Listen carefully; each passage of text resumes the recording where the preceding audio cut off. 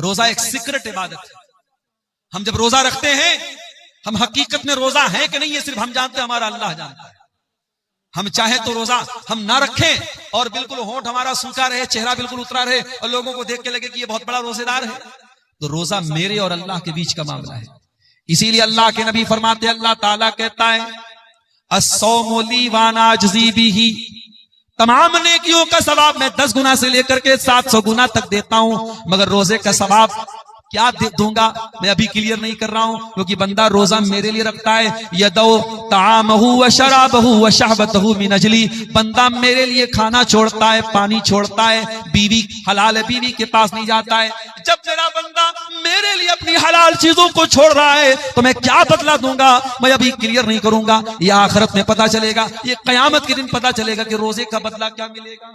तो रोजा एक ऐसा अमल है मेरे प्यारे साथियों, इसका सवाब अल्लाह ताला ने सीक्रेट रखा है, इसलिए हमें और आपको रोजा हर हाल में रखना है। और ये भी याद रखिए, लड़कियां अगर बड़ी हो गई हैं, और लड़की कब बालिग होती है इस्लाम में, जब लड़कियों को पीरियड आने लगे।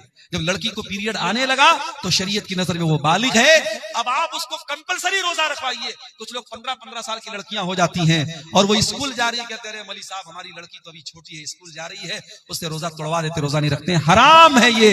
अगर आपकी बेटी को अगर वो शरीयत की नजर में बालिग हो चुकी है, वो स्कूल जा रही है, कॉलेज जा रही है, कुछ भी, ये अल्लाह ताला के बहाना नहीं चलेगा, उसको रोजा रखना पड़ेगा मेरे साथियों, रोजा माफ नहीं होगा। हाँ, अगर औरत पीरियड में है तो वो रोजा वो नहीं रखेगी, बाद में पूरा करेगी।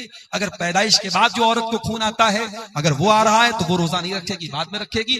औरत अगर प्रेग्नेंट है और रोजा रखने से बच्चे को नुकसान है तो वो रोजा नहीं रखेगी, उस रोजे की बाद में वो कज़ा करेगी। अगर बच्चे को दूध पिला रही है औरत और अगर उस हालत में वो बच्चे को दूध पिला रही है, अगर उस हालत में रोजा रखेगी तो उसकी सेहत को नुकसान हो रहा है तो वो उस रोजे की कज़ा बाद में करेगी। लेकिन बाकी आप बिला किसी उज्र के, मजबूरी के अगर आप रोजा छोड़ते हैं तो ये जायज नहीं है। कुतिबा अलैकुमुस्सियाम, अल्लाह ने रोजे को फर्ज करार दिया है। अगर आप तौबा करना चाहते हैं, अगर अपनी जिंदगी को चेंज करना चाहते हैं, अपने अंदर परिवर्तन लाना चाहते हैं, रमजान से अच्छा कोई मौका नहीं है।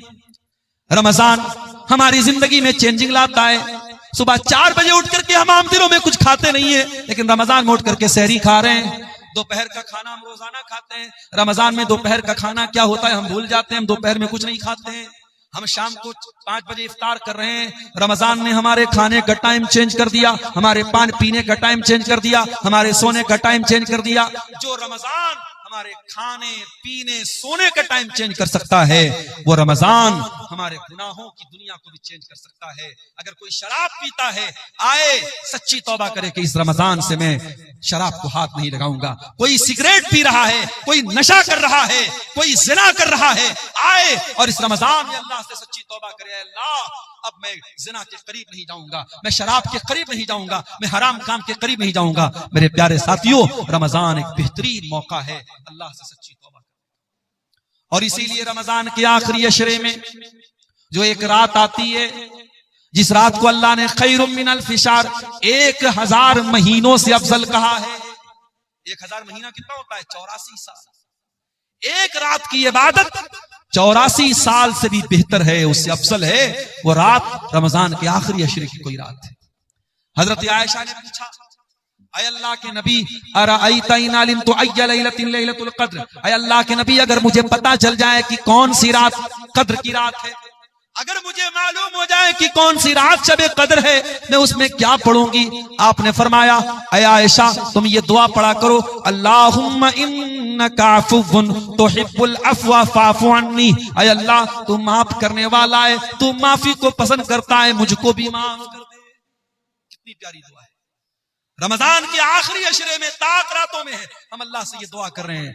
हम अल्लाह से कारोबार नहीं मांग रहे हैं, जायदाद नहीं मांग रहे हैं, खेत खलिहान नहीं मांग रहे हैं, बच्चों की तंदुरुस्ती नहीं मांग रहे हैं, बीवी की सेहत नहीं मांग रहे हैं। हम क्या मांग रहे हैं? अल्लाहुम्मा इन्नका अफ़ुव्वुन तुहिब्बुल अफ़्वा, अय अल्लाह तुम माफ करने वाला है और तुम माफी को पसंद करता है। अय अल्लाह तो कुरान में बार बार कहता है, व इन ताफू व तस्फहू, अय मेरे बंदो तुम माफ कर दो ज्यादा बेहतर है। तुम बदला ले सकते हो, तुम इंतकाम ले सकते हो, मगर माफ कर दो तो ज्यादा बेहतर है। अय अल्लाह तू कुरान में बार बार ये ऐलान करता है, मेरे बंदो माफ कर दिया करो, मेरे बंदो दरगुजर कर दिया करो। अय अल्लाह इन्नका अफ़ू तू माफ करने वाला है, तो हिब्बुल अफ़्वा, माफी को पसंद करता है।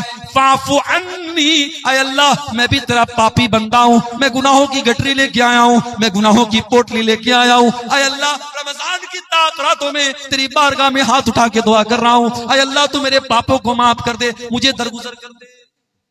ये दुआ भी मेरे प्यारे साथियों हमें सिखा रही है कि रमजान का बहुत अहम काम क्या है, हम तौबा करें। और बड़े बदनसीब हैं वो लोग जो रमजान में 14 घंटे भूखे रहते हैं, प्यासे रहते हैं, बीवी के पास नहीं जाते हैं, हलाल चीजों को अल्लाह के हुक्म पर छोड़ देते हैं, लेकिन हराम छोड़ने को तैयार नहीं है। अगर आप 14 घंटे हलाल छोड़ सकते हैं अल्लाह के हुक्म पर, तो हराम क्यों नहीं छोड़ सकते? यही तो ट्रेनिंग दे रहा है रमजान, यही तो ट्रेनिंग दे रहा है रोजा, कि अगर आप फजर से लेकर के मगरिब तक खाना हलाल है, पानी हलाल है, बीवी हलाल है, अगर आप हलाल चीजों को छोड़ सकते हैं तो ऐ शराब पीने वाले तू शराब क्यों नहीं छोड़ सकता? ऐ जिना करने वाले तू जिना क्यों नहीं छोड़ सकता? ऐ हराम रिलेशनशिप में अपनी जिंदगी बर्बाद करने वाले, अपने बीवी को धोखा देने वाले शौहर, अपने शौहर को धोखा देने वाली बीवी, तू क्यों नहीं हराम रिश्ते से तू तौबा कर सकती है? अगर तू अल्लाह के हुक्म पर हलाल को छोड़ सकती है तो हराम को क्यों नहीं छोड़ सकती है? कभी आपने गौर किया है मेरे साथ? हम जब रमजान में रोजा रखते हैं, गर्मी का मौसम होता है, अभी तो फरवरी में रमजान शुरू हो रहा है, हमने तो अप्रैल और मई में भी रमजान देखा है, सख्त गर्मी में भी हमने रमजान का रोजा रखा है। जब गर्मी में रोजा आता है हम क्या करते हैं? सुबह फजर के टाइम हमने सहरी की, जोहर का टाइम आया, हम मस्जिद में आए, वजू बनाने के लिए हमने पानी मुंह में डाला, कुल्ली के लिए पानी मुंह में डाला, हमने हलक बिल्कुल सूख के कांटा बना है, पानी मुंह में गया है, पानी के 2-4 कतरे अगर हलक के नीचे डाल ले, कौन देखने वाला है? कोई कैमरा तो नहीं लगा है यहाँ पे, हमारे बगल वाले को भी नहीं मालूम होगा कि हम कुल्ली करने के लिए मुंह में पानी डाल रहे, पानी अंदर जा रहा है, उसको भी नहीं पता चलेगा। लेकिन गौर कीजिए वो कौन सी ताकत है मेरे साथियों, पानी मुंह में जा रहा है मगर बाहर आ रहा है, हलक के नीचे आप उतरने नहीं देते हैं।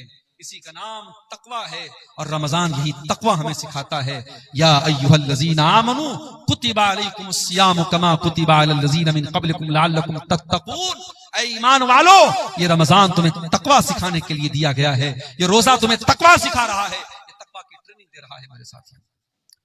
असर का टाइम हो गया, भूख और प्यास के मारे आपका बुरा हाल है, आप अपने कमरे में आते हैं, कमरे में फ्रिज रखा हुआ है, फ्रिज में केला भी है, अनार भी है, अमरूद भी है, सेब भी है, शहद भी रखा हुआ है, तरह तरह की चीजें रखी हुई है।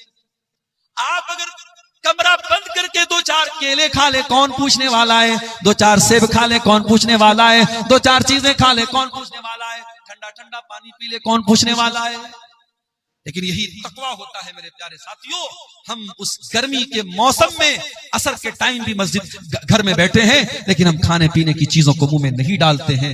मेरे अजीजों, मेरे भाइयों, मेरे बुजुर्गों, अगर रमजान हमें ये तकवा सिखाता है तो रमजान हमें तौबा भी सिखाता है। हम अल्लाह से सच्ची तौबा करें। जो नमाज नहीं पढ़ते हैं आए और तौबा करें और इरादा करें कि इस रमजान से 5 टाइम की नमाज की पाबंदी शुरू करेंगे। और ऐसी वैसी पाबंदी नहीं, नमाज से ऐसी पाबंदी नमाज की होनी चाहिए कि एक टाइम की भी नमाज छूटे तो ऐसा लगे कि हाँ जिंदगी में कुछ मिस हो गया, कुछ छूट गया, बगैर नमाज के सुकून न मिले, बगैर नमाज पढ़े नींद ना आए। ऐसा ताल्लुक मेरे प्यारे साथियों नमाज से हमारा हो जाए।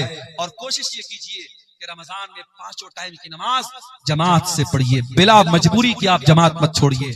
और अजान की आवाज सुनते ही सारा काम बंद, सारी चीजों को पेंडिंग में डाल दीजिए, पहले मस्जिद में आइए और कोशिश कीजिए कि हर नमाज में आप वक्त के पहले मस्जिद में पहुंच जाएं, ताकि जब इमाम अल्लाहु अकबर कह करके नमाज शुरू करे, जब पहली तकबीर हो तो आप पहली तकबीर में शामिल हो जाएं। अल्लाह के प्यारे नबी फरमाते हैं, लौ यअलमुन नासु मा फिन निदाई वस्सफ़िल अव्वल, अगर लोगों को पता चल जाए कि इकामत में शामिल होने का क्या सवाब है और पहली सफ में शामिल होने का क्या सवाब है, तो लोगों को अगर पर्ची डाल के आना पड़े और पूरा अंदाजी करके आना पड़े तो पर्ची डाल करके आएंगे, मगर पहली सफ में जगह पाएंगे।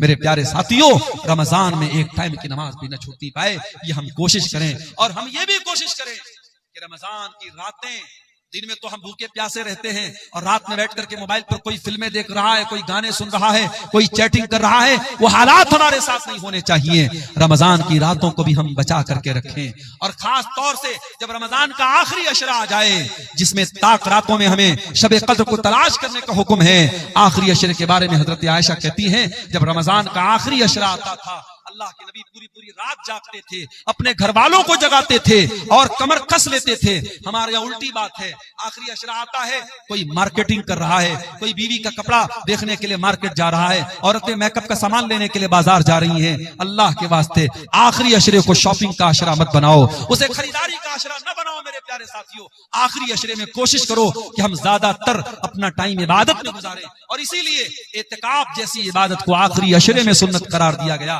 ताकि आखिरी अशरे में हम अल्लाह को राजी